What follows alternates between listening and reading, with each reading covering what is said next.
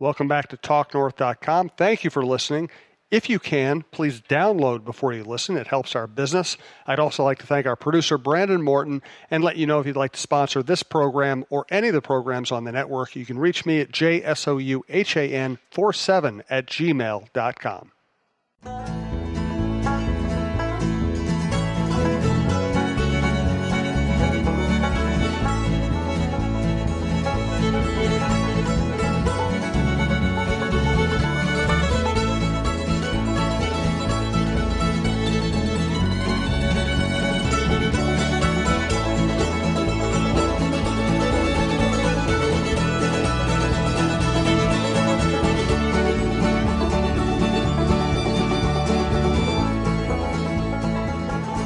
You've been spending a lot of time in Iowa. You've been spending a lot of time driving to Iowa from Minnesota. I didn't know you could get Delta miles on 35W. Yeah, you should.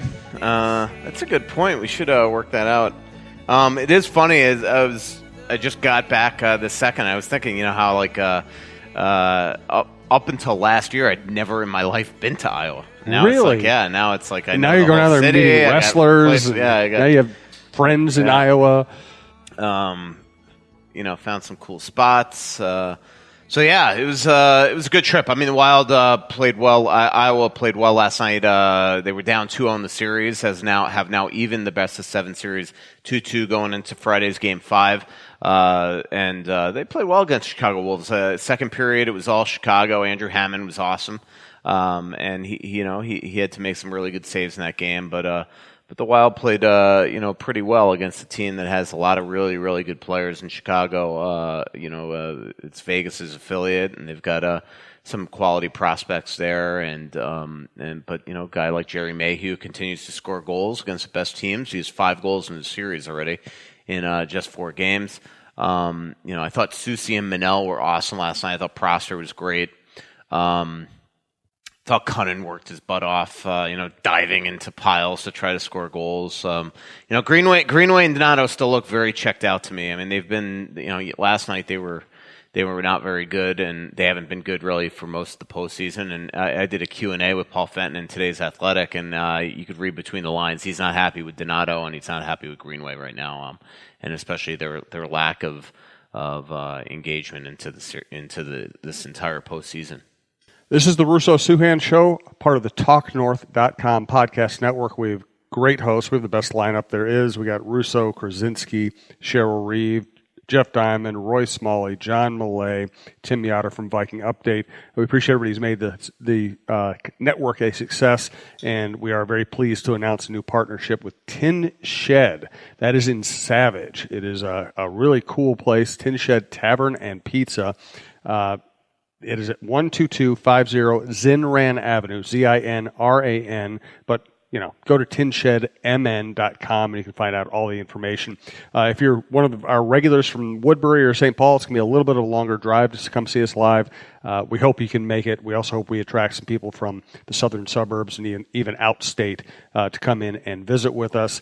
Looking forward to this. We're going to have our own dedicated room at Tin Shed, and we're just beginning our partnership with them. The first 2 shows will be on May 22nd and May 29th. Those are Wednesday nights at 6:15 at Tin Shed in Savage. Check them out. We'll be telling you more about it. We're excited to get out and see our friends and the people come out to our shows again. Thanks to our other sponsors as well, Twill and the Dining Galleria, FixologyRepair.com, Tony Hoagland, your State Farm agent in Champlin, and Bite Squad. Use the promo code TalkNorth for your first delivery free, and just keep on using it. So thanks to Tin Shed. I'm looking forward to that. Yeah, I am too, and it'll be cool because I believe, not to give away where they live, but it's closer to Vicky. After years, for some reason I had the impression they were more like Woodbury area. Yeah, so after years and years of making them trek to our downtown shows and pay for parking and things like that, this will be simple for them. And I know a lot of other people in the Southern Metro that are really excited to come and see us. And I hope that people kind of make the drive. Maybe we'll have to give it an incentive, an athletic phone wallet or something. Oh, what could be better? Well, I also know that the operators of Tin Shed, Brian, we're gonna have some cool giveaway type things. We're gonna promote the heck out of this. We'll make it worth your while to come down there. Yeah, no, and to me, I've missed that. I've missed that the last couple of months doing live shows. Seeing the same regulars out there and getting new people to come in and check us out and ask live questions. And it's a totally different vibe show when we're live. So let's really try to, especially the first couple of shows, show Brian at Tin Shed and thank him for his support of us by really packing up his restaurant and coming on out. So again, May 22nd, May 29th, 6:15 p.m. Tin Shed in Savage. It'll be absolutely awesome. Actually, it's funny. I just drove by the exit to Savage as I was coming to you to do this podcast, and it only took me about 18, 19 minutes from that area to get here to downtown Minneapolis. So it's not the longest drive in the world. No, it's not. And I used to drive through there all the time. I lived in the southern suburb. I had some friends down there with a guitar shop, and I'm looking forward to this. So it looks like the police finally raided your home. The 1,000+ weapons. Yeah. You know what? I would. If I actually grew up shooting guns a lot. My parents, my father had a rifle. He gave me a rifle and a shotgun. I used to love that stuff.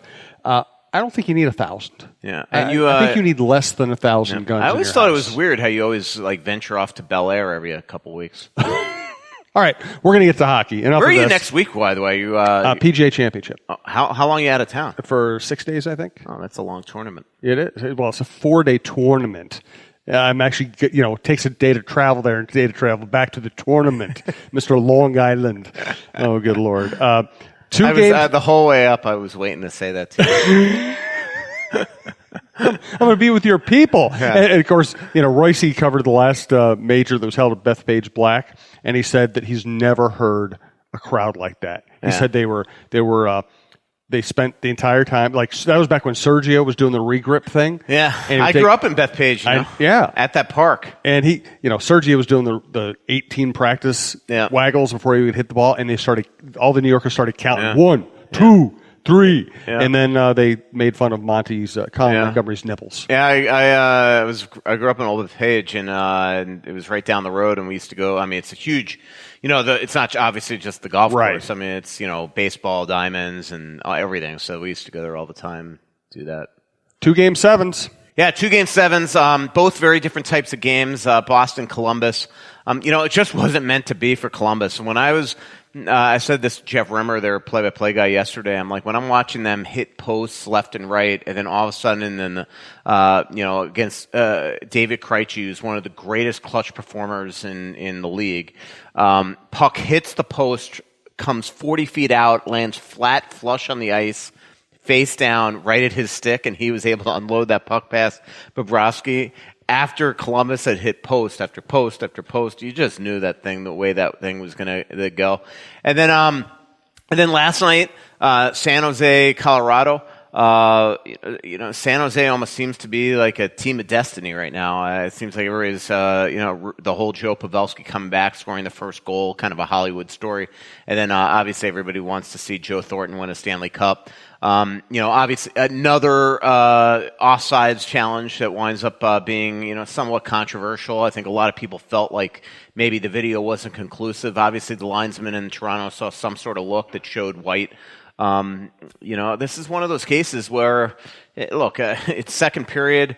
I think it's hard to blame Landeskog in this situation, but too many players just lollygag off the ice. And the other thing that was weird to me about this is that and I've read the offsides rule 1,000 times, and it's almost like the league didn't know. I'm almost positive on this. The league put which is even, to me, even made it weirder that they found conclusive evidence is that Landeskog never tagged up, and that's why they said that he was offsides.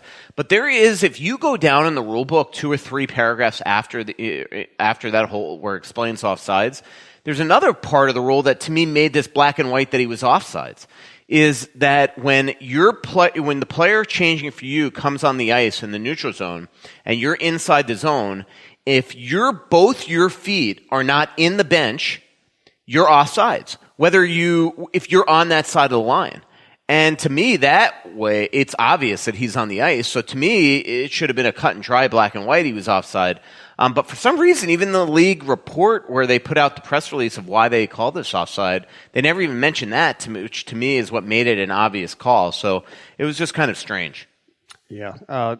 Let's get a little more into that. But, we have a ton of. I would say this is the rare time when we're going to get to as many Twitter questions we can because we have a ton of them, and there's not a ton going on with the Wild now, so we're going to answer a lot of those questions. I do want to tell you that I went out to my friend Scott Dayton's place at Twill in the Edina Galleria and bought a bunch more stuff. Every time I go down there with my wife, she says, you have to get this.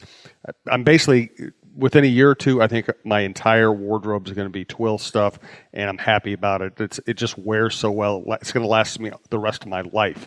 So check out Twill in the Dining Gallery. We're also going to record a new Twill ad to reflect some of their new spring stuff. Jim usually doesn't like to shop for clothes. I don't like it when he shops for clothes either, because he used to buy stuff I'd want to throw out. That's why I'm so glad he's found Twill in the Edina Galleria. He likes shopping there because of the comfortable environment and the friendly staff.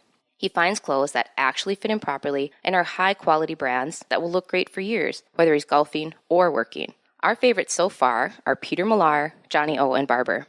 We spend our money at Twill because we love the clothes and we love the no-pressure shopping. Drop by Twill in the Edina Galleria for the best shopping experience and best clothes you'll find in the Twin Cities.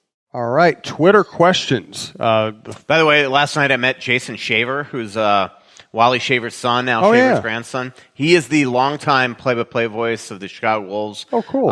Absolutely one of the nicest people I've met. Just really cool to meet him. And he introduced himself as just Jason, and then I sort of looked him up. I'm like, well, no wonder he looks so familiar to me. He looks exactly like Wally. So it was great meeting him, and he is a big-time listener of the Russo-Souhan Show. Cool. So it was wonderful meeting him, and he gave me the rundown of the Chicago Wolves before the game, so I felt like an expert. Awesome. So well, thanks for listening too. We appreciate it. Yep. From Patrick Gage, this on Twitter, this draft makes me nervous. Is Fenton aware how much the Wild needs a goal scorer, or will he go with another defenseman? If so, who do they want? Yeah, I actually wrote. I saw that when I was leaving Iowa today, and I tweeted back to Patrick because I asked that almost verbatim to Paul during the Q&A, and Paul said 100%. If they get to number 12 and the next player on their list is a defenseman, that he would do it. And he said, look, his rationale is that look, Paul's not dumb. I mean, he knows that this team needs goal scorers and forwards and all that stuff. But most times you're getting a player here that's 2-3 years away anyway. And if you feel like that defenseman is going to be, if all things equal, better than the forward that's next on your list, then you could go and trade that player at some point for an asset to get you a goal scorer. So his belief still, like most GMs would say, is that you take the best player available. So if it were me, I'd probably go position, but that's because I think all of us that follow the Wild know that this team has never really had a absolute goal scorer. It'll be interesting when they get to 12. I mean, there are some really good players. There are 3 or 4 really good centers in this draft. And again, all things being equal, you usually take the center over the winger. But then once those centers are off the board, all of a sudden you're going to have the Cole Caulfields of the world and players like that, and it'll just be interesting to see who's available for 12 for the Wild there. But again, Paul Fenton's convinced they're going to get a really good player. From Jonathan Brill. He said, ask Russo why he chose to come up to Minnesota and write for the Strib and cover the Wild. I've always been curious about why he chose Minnesota and his early writing career. We used to talk about this kind of stuff a lot in the early days of this podcast. It's not a bad time to revisit it a little bit. Yeah, I mean, well, first of all, it was probably Jim.